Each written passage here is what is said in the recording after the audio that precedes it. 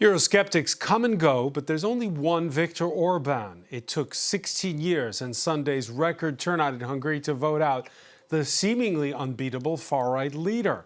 He'd once boasted of building an illiberal state in the heart of Europe. Why did the far-right idol of MAGA world finally fall out of favor? Not just by a nose.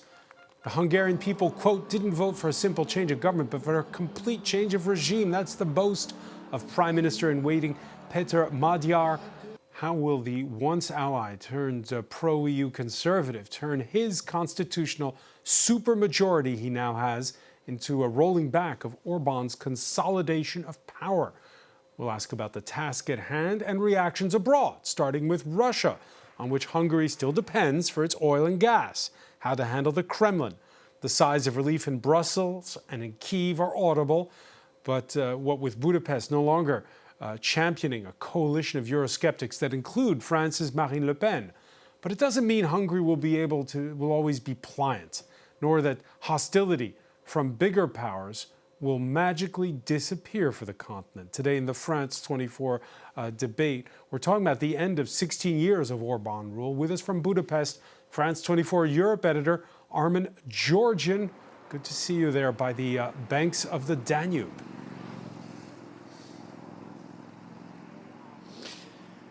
Good evening, Francois. Good to be with you. Hungarian businesswoman Edith Arany-Toth campaigned for the TISA movement that was the winner on the night. I see you proudly harboring a badge of the Paris branch. Exactly, the Paris branch of the party. Welcome to the show. Welcome as well to Clotilde Varin, associate researcher on rule of law at the Institut Jacques Delors think tank. Welcome to the show. Thank you. And from Warsaw, Karolina Zbytniewska, editor-in-chief at the online media FocusEurope.pl. Good to see you. Good afternoon, everyone. Hi. We, by the way, reached out to numerous representatives of Viktor Orban's Fidesz party, none of which accepted our invitation to join. You can always listen, that's right, listen to the show wherever podcasts are streamed. Record 78% turnout. Shattering the narrative that the rise of Europe's populist far right is irreversible was the result. 133 seats was the magic number for a supermajority in Hungary. And as you can see from this graph, TISA garnering 138, 5 more than necessary. Morgan Eyre has more. It's a stunning victory for Hungary's Peter Magyar. His party TISA has won an over two-thirds parliamentary majority in the country's elections. His campaign to tackle corruption, inflation, low wages and deteriorating public services clearly resonated with Hungarians. TISA and Hungary have won this election, not by a little, but by a lot. In fact, by an awful lot. Together we brought down the Orban regime. Together we liberated Hungary. We took back our homeland. TISA, a pro-EU party, has the numbers to make major changes to Hungary's system, which under Viktor Orban, EU critics said subverted democratic norms. With a record turnout, many voters are ecstatic at the results. Amazing! We can't describe it. We cannot describe it. We are so happy that Orban is finally gone. Yes. We did not believe that there is a change. We are glad to feel some sense of hope finally. Yes! As for Viktor Orban, this massive loss ends 16 years in power. He's an influential figure of the far right and defender of illiberal democracy. A key ally of both US President Trump and Russia's President Putin, he acknowledged defeat. For us, it is painful, but it is clear. The responsibility and opportunity to govern have not been given to us. I have congratulated the winning party. While it's a somber night for Orban's supporters, many in Hungary continue to celebrate the changes that are coming when the new government takes over. And Armin Georgian, it's the day after the euphoria still lingering in the air? Not really where I am, Francois, to be honest. I just see a few people sort of taking evening walks. It's a very windy evening here by the Danube, by the way. A completely different atmosphere from last night where things really went bananas here. This is where the main TISA party was happening, actually, where I'm standing. But no, I mean, if you didn't know that there'd just been this massive political earthquake in Hungary and Europe, you wouldn't think anything was different here tonight. It's just another working day, really, in Hungary. And I guess now people are looking ahead to see what Peter Magyar actually does. When is he going to start? When is his cabinet going to get to work? But I guess that probably won't be for a bit, because we've heard that, you know, the number of seats could still change. I mean, I'm seeing different projections today. I saw anything from between 135 and 138 seats for TISA, but also in his press conference, he said that it could actually go up to 140-ish. I think I heard that right, because it's still a bit still in some flux. We don't have a 100% picture yet, so I think that may still take a few days, actually. All right, the dust not yet settled, and even though it's quietened where Armin is, people are still reliving in their minds the moment when the results came in on Sunday evening. For that, well, all aboard the Budapest metro.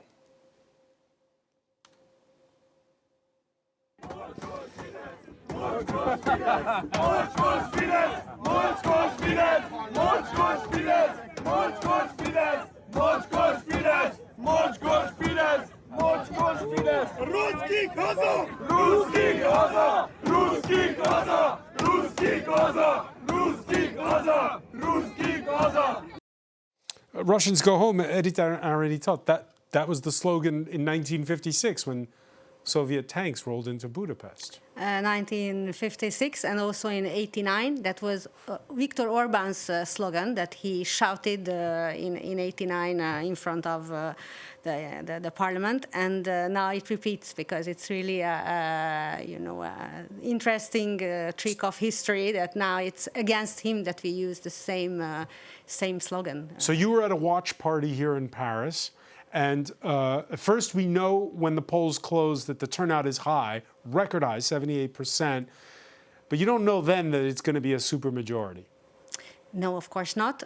We had very good news from exit polls, by the way, executed not in Hungary but in abroad in the consulates in some towns, and there we saw already like 80 plus for TISA, 80 plus %.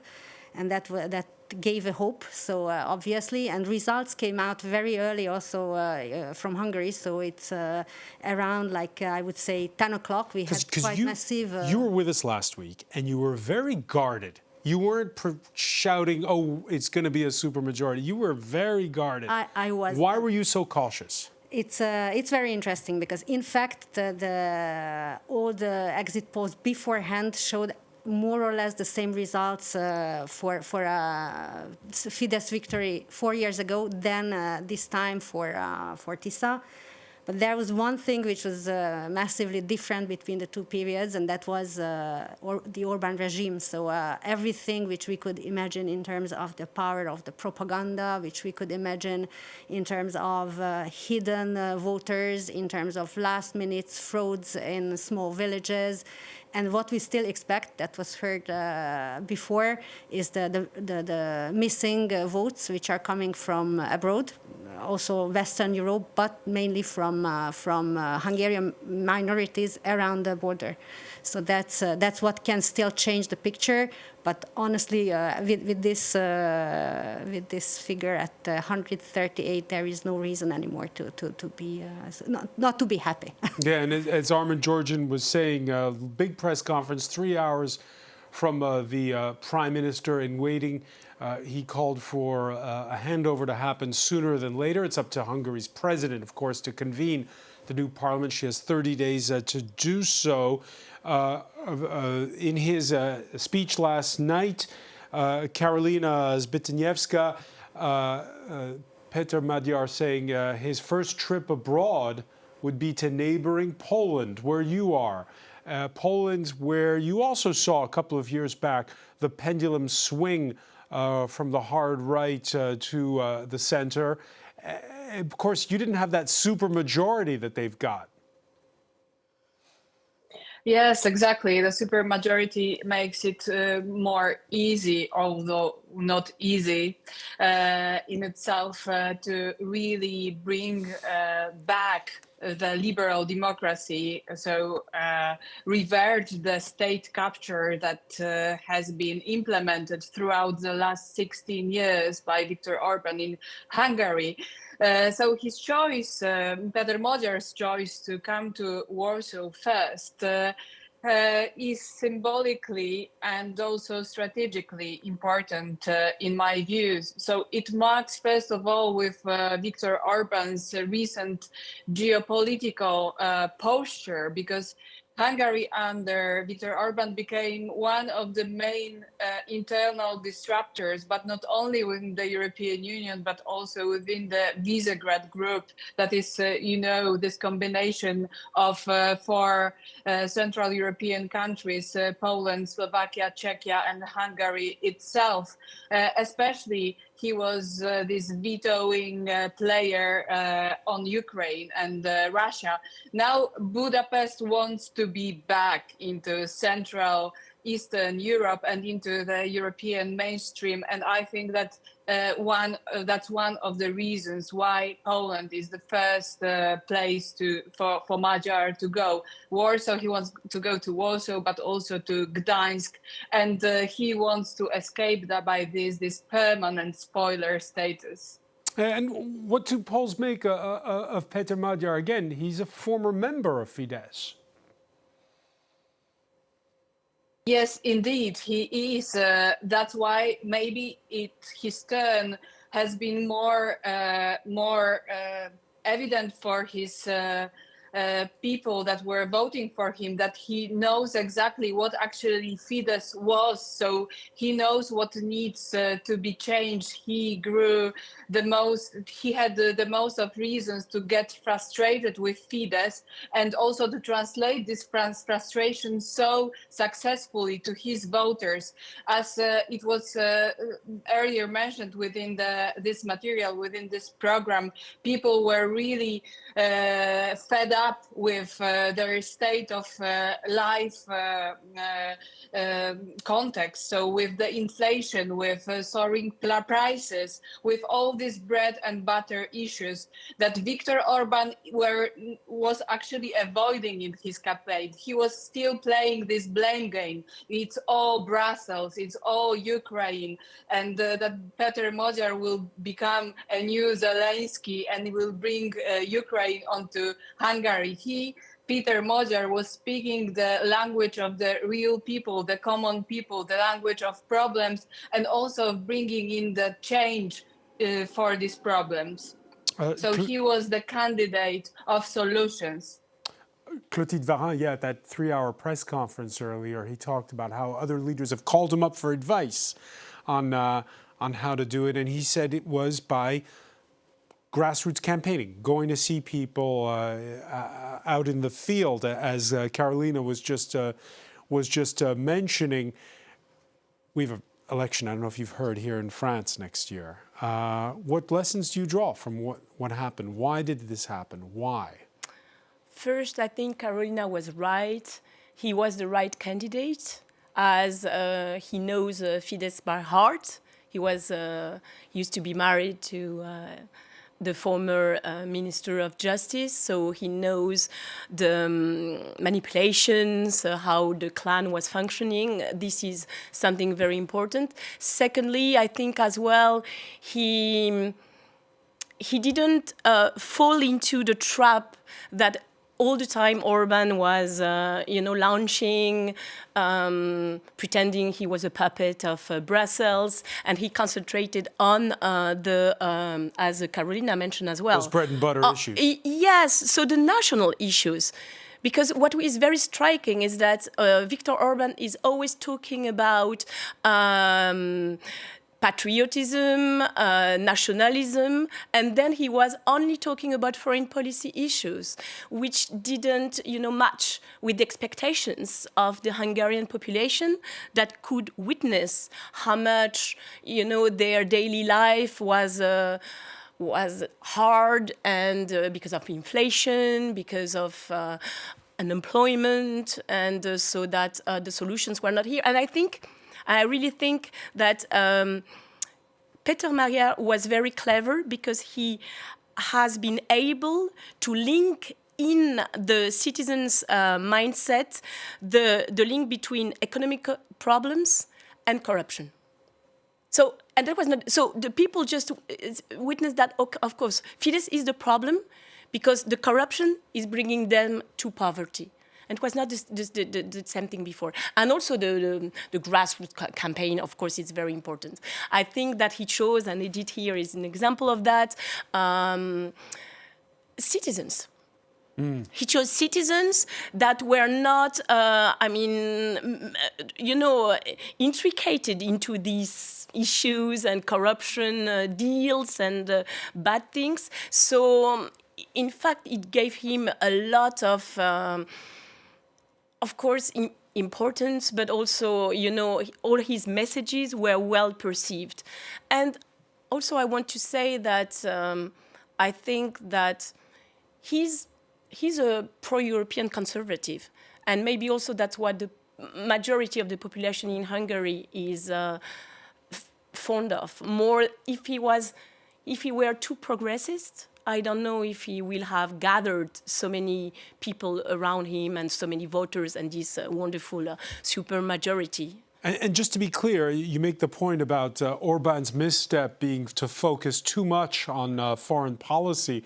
Last week when we discussed the campaign on this show, we watched live that Budapest rally where U.S. Vice President J.D. Vance calls Donald Trump to again endorse in front of the crowd Viktor Orban. You're saying that backfired. Yeah, because first, I think that, Edith, I think that J.D. Vance first, many Hungarians don't know him. So maybe it's, it's not appealing for them to see that there is quite a support. I also wanted to mention something. Viktor Orban, since the beginning of the campaign on January 16, he was backed by many far right-wing leaders from Europe, but also from other countries, other continents, and it didn't help. Because people wanted answers of what they wanted their life to change, but for real. Not, they don't want any narratives anymore against Zelensky, against Ursula von der Leyen. He had done the same before with Soros, and so it was always, I think he didn't change his method, and so he was wrong now at that point. Edith Darani-Toth, right now it's the honeymoon period, because you have Magyar is a conservative, pro-EU conservative, as was said. We saw those clips at the beginning in that report. A lot of those young people, maybe some of them are more progressive. How long will this honeymoon last? Will this coalition last? Is this supermajority going to stay a supermajority? In fact, it all depends on Peter Magyar, how he will manage this supermajority, because supermajority is, on the one hand... it's a supermajority against Viktor Orban, but is it a supermajority for something where everyone agrees? I think for many respects it is. Because there are some very, very... important principles that he puts on his flag, like, coming back to the EU. That's extremely important for Hungarian. It was exactly like almost by day, it was 22 years ago that we joined the European Union. He found this symbolic even in his speech, that it's something that will come again, and we will really belong to the EU. That's extremely important. Another thing which really he brings, that's anti-corruption. And anti-corruption is not just because of poverty and because that's the response of all your economical problems. It's also, in a certain way, yes, it's also something that blocks us from EU funds. So that's why there is a big amount of money not arriving to Hungary today. So it's really something. And as Armin was reporting earlier, hence the fact that he wants that Parliament to convene as soon as possible to help unblock those funds. And just one point to why I think it can stay, because in his entry speech he promises plenty of things which are really for the change of the democracy, like 2 mandates maximum for a prime minister. That's extremely important. Really, the path back to Europe, it's extremely important. I don't know if how He's much. talking about closing down the state media until it gets sorted out.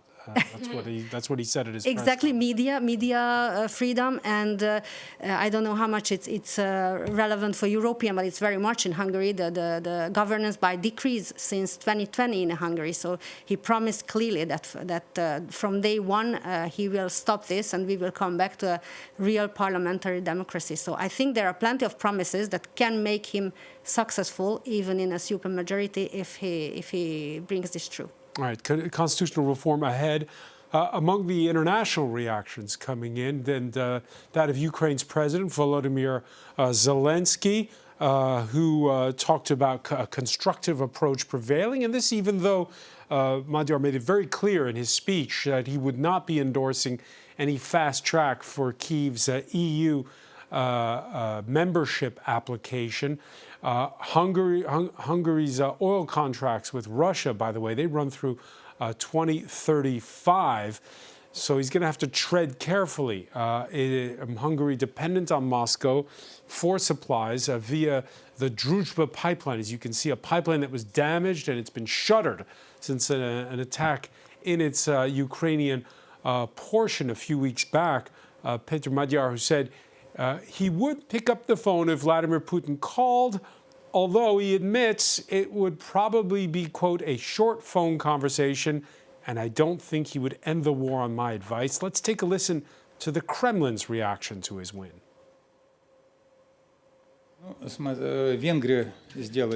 Well, Hungary has made its choice. We respect this choice. We hope that we will continue our very pragmatic contacts with the new Hungarian leadership. We have heard a statement, especially about the willingness to engage in dialogue. Of course, this will be useful for both Moscow and Budapest.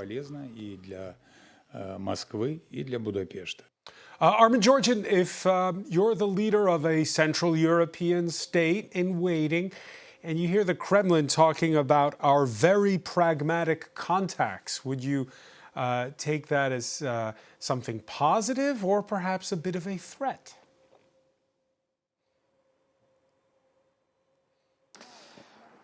Well, it's clearly a different kind of pragmatic contacts that we're going to see from the ones that happened under the previous administration. I mean, you've got to remember that the current Hungarian foreign minister, Péter Szijjártó, was actually accused of providing sensitive information to the Kremlin during EU summits, and he was accused of having direct contacts with Sergei Lavrov, the Russian foreign minister. So if that's what the previous regime would term pragmatic contacts, then the pragmatic contacts in the future are going to be of a very different nature. I don't imagine that Peter Magyar is going to be jetting off to Moscow to play a sort of go-between between the EU and Russia, as Viktor Orban did. Not that the EU ever wanted Orban to take on that role in the first place, but it's going to be a different kind of relationship. I think it will be pragmatic on the energy question, because, as Magyar said in that press conference, Russia and Hungary are bound by geography. They can't change their geography. Hungary can't change its geography, so it will continue to rely on Russian energy. Magyar saying, yes, of course, Hungary wants to diversify, but that's going to take some time.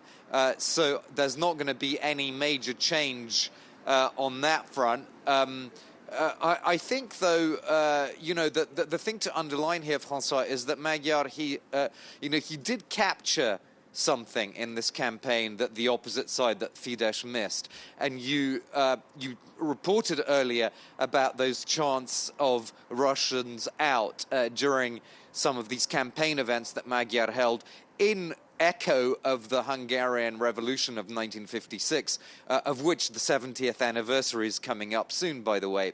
And so he captured a mood there, and clearly Fidesz really missed that. And I do wonder whether now Fidesz is going to have an actual long, hard look at itself and what it actually did wrong in this campaign, whether they misjudged the mood of Hungarians when it comes to how close Hungary should actually be to Russia. And speaking to a Fidesz MEP last night during our special election coverage, I wasn't really clear whether they're going to do that sort of perhaps painful looking at themselves and what actually went wrong in this campaign. He didn't really give me a clue as to whether Fidesz was about to do that kind of work of, looking at itself honestly, or whether it's basically going to stay in attack mode against TISA. I mean, one pro-Fidesz media that I looked at after Magyar's press conference, the headline was something like, talking about Magyar in that press conference, it said something like, this is the narcissistic ramblings of a man drunk on power and out for revenge.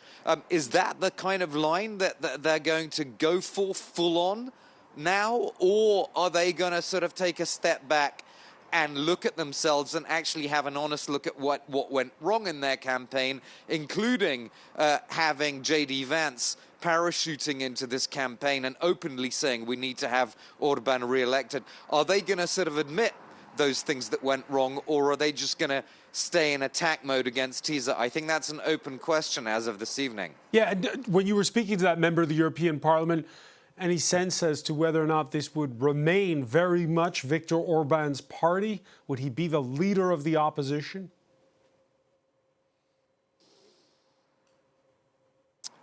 Yeah, I didn't entirely get a clear answer to that. I mean, of course, Orban is still the sort of spiritual head of Patriots for Europe. I don't know whether they're now sort of leaderless or not, but one thing that this guest was saying to me is that he's very much looking at what happens in the French presidential election next year, and clearly Fidesz here are hoping that there will be a strong showing by the far-right National Rally in that French election. They're looking for some new wind to go into their sails. And I think I got the impression that for them, for Fidesz here, as for Patriots for Europe at the EU level, that French election is going to be crucial as to give them a signal as to whether that whole Patriots for Europe project is kind of being revived, or whether it will continue to be sort of in a how can we say, in a purgatory or something like that. So yeah, that French presidential election, I think, is going to be crucial for all of these forces in Europe, whether we're talking about Geert Wilders in the Netherlands or Santiago Abascal, the leader of Vox in Spain. All of these movements are going to be looking at France next year for sure. Yeah, last year, Viktor Orban came to France, to the Loiret region, south of Paris, to support Marine Le Pen's national rally and expound on great replacement theory. He was the star keynote speaker. By the way, it's a Hungarian bank that financed Le Pen's run for president here in France in 2022. She lost to Emmanuel Macron, was re-elected. At the European Commission, well, they're not very sorry, it seems, to see the back of Viktor Orban. Hungary have spoken and they have reclaimed their European path. It is a victory for fundamental freedoms. And I really want to say to the Hungarian people, you've done it again, against all odds. And as for Marine Le Pen herself, the leader of the opposition here in France, she's faithful to the Orban she supported a couple of weeks ago in Budapest, alongside the likes those other far-right leaders that sit in the same parliamentary group that Armin was talking about a moment ago. Here's what she put out on X, formerly Twitter. In spite of the grotesque accusations of dictatorship that targeted the government of Viktor Orban for years, Hungary's democratically voted for change. This has been acknowledged with a lot of elegance by Viktor Orban, who for 16 years courageously defended freedom and sovereignty, the satisfaction expressed by the European Commission, which has never stopped overstepping its remit and competences at the expenses of power of the people, should worry Hungarians on the persistence of this freedom that they so dearly defended for years. So Marine Le Pen, true to it, and you just heard Clotilde Varin saying how Fidesz supporters, their balloon's been punctured by this loss, of course, on Sunday night, but they still have high hopes for France.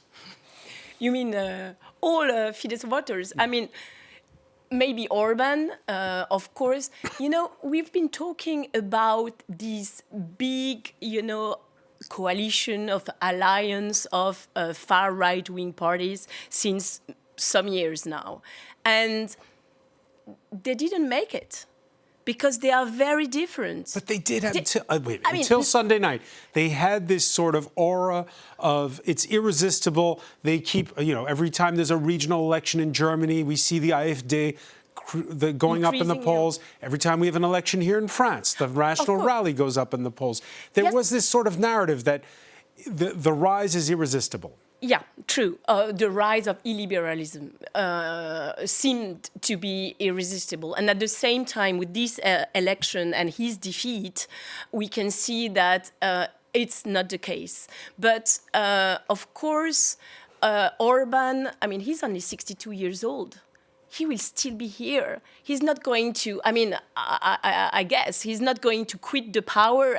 He's a real political animal, if I can say it that way. So he just wants to carry on. But then, will he be present, with in Brussels, for instance, not physically, but, with the Patriots for Europe? That can be the case. The thing that I think is very important is that Orban, the Fidesz, they have put so much money in foundations, in think tanks, in research centers. They have an arm, a political arm, which is the MCC, the Matthias Corvinus Collegium. And just to take an example, it has been funded with 1.6 even billion euros. That means that... So when they have these CPAC conferences, these conservative conferences in Budapest, that's all paid for by Viktor Orban? Yes. But through the foundations and through something which is very clever. And so I don't know how Peter Magyar is going to deal with that, is that these think tanks or this collegium is paid through the stakes of the big firms like MOL, which is in energy, or Gedeon, which is in chemistry. And so can you imagine, each year they've got hundreds of millions of euros to spread their influence. So is it going to stop now? No, that's very important, I think, really, Can you stop that funding with a law?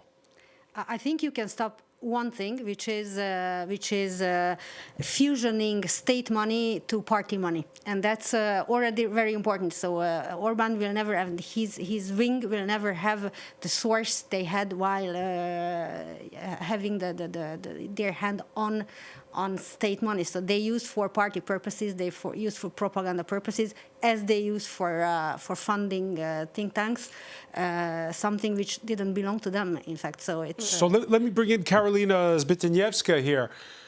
Does Sunday's result in Hungary have an impact on elections going forward here in France, in Germany, in Poland? Obviously, and also for the countries that you were mentioning, the MAGA hopefuls, I would say. So the defeat of Viktor Orban is extremely symbolically important because he has become this kind of the model illiberal strongman within the whole West. You know, everyone follows the same playbook. So anti-liberal, anti-Brussels. Also, you know, Donald Trump is anti-Brussels, although he is from a different continent. Anti-migrant, sovereignties, culturally reactionary. So now we can see that it is not the one-way street. So this development, also as you were saying in the studio, this development of support for the radical right, the far-right parties, is not the destiny of everyone. However, it can. The backlash is happening from both ways. So there was Donald Trump, then there was Joe Biden, then Donald Trump is back. So it's happening in this Hegelian regularity. So there is the thesis, then this antithesis, and then the center right is becoming more right. So we are seeing this regularity that the mainstream parties are actually embracing also the right-wing agenda. And Peter Magyar, although he is the opposition, although he is an anti-Orban in himself, he is also very much taking away this conservative parts of his agenda. Maybe one thing that is important, because I was talking also to the politicians of TISA, of Peter Magyar's party. As we were discussing before today, he has kind of gathered this whole spectrum, political spectrum, from the far left through liberals until the former Fidesz supporters from the right and even further right. Actually, he would like to, it would be his agenda to bring back democracy, liberal democracy, not only constitutional democracy, and then maybe to bring back pluralism of parties. So to split into the parties on the left, liberal, conservative. So TISA was not created in order to stay this overarching party. It is considering also the split into smaller parties that are really reflecting the views and ideologies of their electorates. And this would be once constitutional reforms have been enacted, you're saying? Yes, exactly. The first, the liberal democracy is back, and then the politicians that I know from behind the scenes, they were promising, they actually, for the time being, is their plan to bring back not only liberal democracy, but the full pluralism and reflection of the views of the citizens. We'll see how it ends. Carolina, the outset of this conversation, you said even if you've got a supermajority, it's not that easy to roll back 16 years of chipping away at that liberal democracy. Why did you say that? Because Viktor Orban throughout the 16 years has actually not only bring about the illiberal democracy, but he also cemented it, what Balint Magyar, former minister, calls the mafia state. It's what we have now. So now the two-thirds majority is actually indeed necessary to revise the constitution, and around 60 quasi-constitutional big laws regulating the functioning of the country and compositioning of the key institutions. But as we see in Poland, I know our civic coalition doesn't have the constitutional majority, so they have it more difficult. However, the transformation of the whole regime, the systemic transformation, is never easy, especially as we are all humans, and Peter Magyar and his party members are also just humans. Well, Armin Georgian, talk us through the next EU summit. Again, Viktor Orban, who'd, especially in campaign mode, had made it a point to be the obstructionist on Ukraine that's still waiting for that 90 billion euro financial lifeline. What are you expecting from the next EU summit?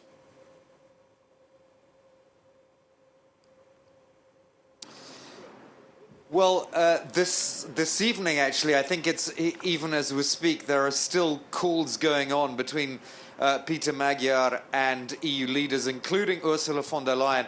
He gave a clear signal during this press conference that one of his priorities was to try and get the roughly 18 billion euros in frozen EU funds to Hungary unfrozen.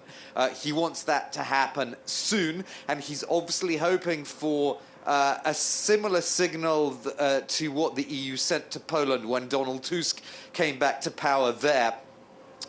Where the EU basically set a precedent. It said, well, okay, you haven't done the reforms yet, but on the basis that you're going to do them, we're going to start unblocking the funds that were previously blocked to Poland under the former government of Law and Justice.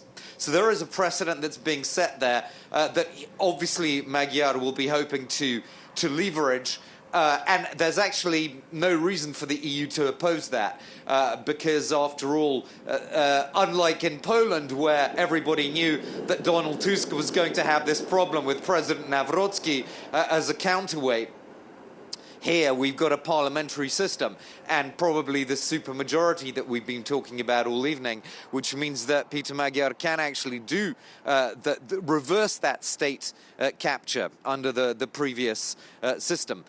So I would expect a signal pretty soon, to be honest, on those 18 billion euros in unblocked funds. And I think the other thing that we can expect at the EU summit is movement on that 90 billion euro loan to Ukraine. Clearly, Peter Magyar is not going to stand in the way of the other EU member states getting that over the line. Though a nuance perhaps worth just mentioning very quickly, Francois, Magyar, he says that Hungary is not going to participate itself in that loan. So he wants to go back to the status quo ante, if you will, the deal in December where originally Orban said yes to the loan, but with the other EU member states taking part, without Hungary. That's what Magyar wants to go back to. So I think if anyone was hoping that he was going to be absolutely front and center to EU aid to Ukraine, that is clearly not going to happen.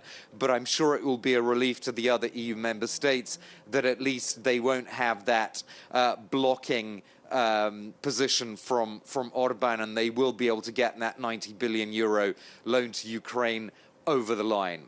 Edith Arani-Toth, before we go, when we were discussing last week Hungary's trajectory over the last 16 years, a nation that sells itself as an industrial heartland in Mitteleuropa, if you will, in the center of Europe, yet dogged by the illiberalism, dogged by the corruption, and as a result, a big brain drain. Are you expecting that brain drain in this nation of 9.5 million to reverse after this result? There are plenty of things to change in Hungary. Will young people be coming back? Yeah. The ones that have fled abroad or gone to work abroad? It's maybe not in the first place. So this new administration has to prove that they really set everything that they imagine, and not just EU funds back and therefore economy again back on track, but also what we have already discussed. So all the pillars of democracy that they have to find there, and there is also something that we experience now with this TISA movement. That's that these young people started to participate. In fact, that was something that you cannot imagine this here in France, but it's just something that we were all passive at home, closed in your bubble, and not dealing with civil affairs or affairs of the country at all. So that's something that drastically changed, and I think if this can remain and if TISA protects this movement, I think that can bring plenty of people back, yeah. All right, we'll leave it there for now. Edith Arani-Toth, I want to thank you so much. I want to thank as well Clotilde Varin, Armin Georgian for joining us from Budapest, and Karolina Zbytniewska in Warsaw. Thank you for being with us here in the France 24 debate.